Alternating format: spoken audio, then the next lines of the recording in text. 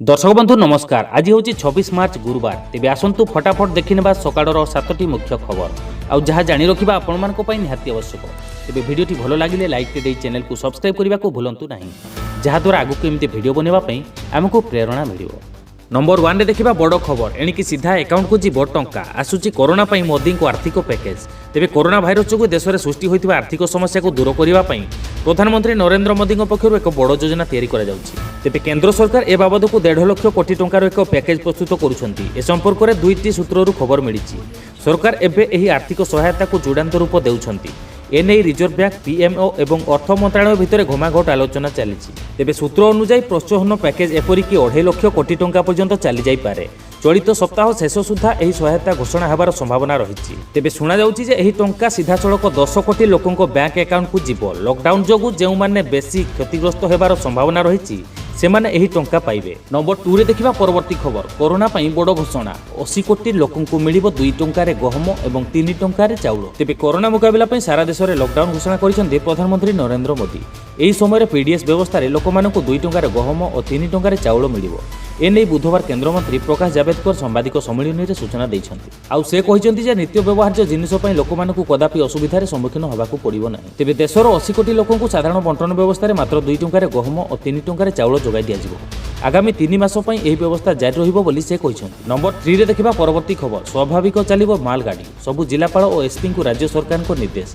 परिवहन गाड़ी पई दरकार नहीं कोनोसी पास। तेबे सबु जिलापाल और एसपी को चिठी लिखिले राज्य सरकार। लॉकडाउन पई तनखी फाटक रे अटकी मालगाड़ी छाड़वा सरकार को निर्देश। तेबे माल परिवहन गाड़ी चलिबा पई आवश्यक नहीं कोनोसी पास। तेबे परिवहन गाड़ी चलिबा बेले रास्ता कोडरे खोला रहिबो ढाबा और ग्यारेज। प्रति 20 किलोमीटर दूर रे गोटिए ढाबा और ग्यारेज खोला रहिबो। उक्त ढाबारे केवल माल परिवहन करुवा गाड़ीर चालक मैंने खाईपारे। आउ एने जिलापाल मानक उपयुक्त निष्पत्ति नेबाकू सरकार कहिसेंती। आउ सेपटे अंतराज्य तनखी फाटक रे अटकी मालगाड़ी को छाड़वाकू प्रधानमंत्री को चिठी लिखिथिले मुख्यमंत्री नवीन पट्टनायक।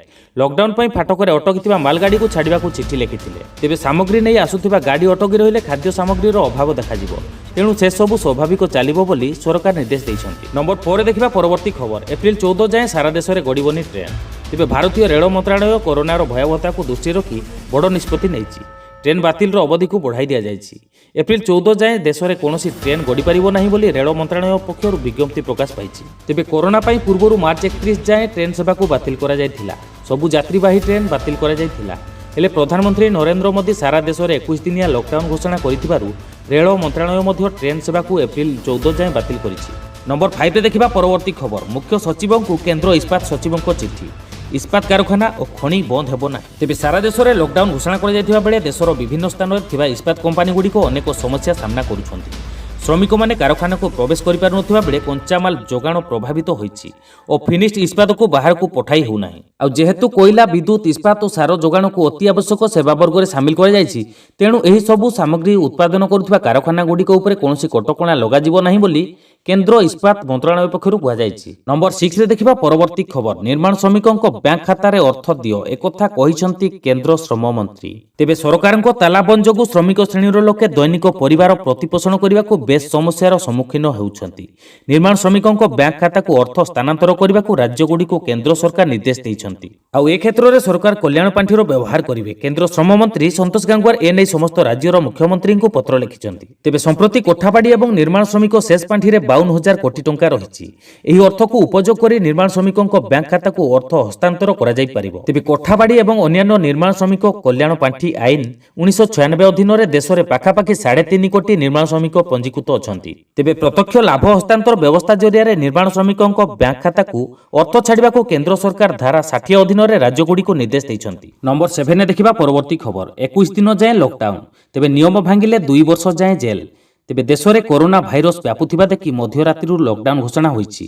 अर्थात आगामी 21 दिन जाए घर बाहरिबा उपरे कटकणा लागू करा जाइछि। आउ जरूरी थिले जाई जणे घरू बाहरिबो। नियम भांगुथिबा व्यक्ति किंबा संस्था विरुद्ध रे दृढ़ कार्यानुष्ठान ग्रहण कराजिबो। आवश्यक पड़िले जरिमाना सहित दंडादेश हेबो बोली जणा पड़िछि। आउ जदिओ लॉकडाउन घोषणा करिसेंती सरकार हेले कर्फ्यू भली नियम करा जाइछि बोली सरकार कहिसेंती। मंगलवार संध्या रे प्रधानमंत्री नरेंद्र मोदी लॉकडाउन नै घोषणा करिबा परे मध्यरात्रि नियम कड़ाकड़ी होइछि। एही 21 दिन भितर नियम उल्लंघनकारी विरुद्ध रे धारा 51 आधार रे कार्यानुष्ठान ग्रहण कराजिबो, जेउथिरे उभय जरिमाना एवं सजा व्यवस्था रहिछि।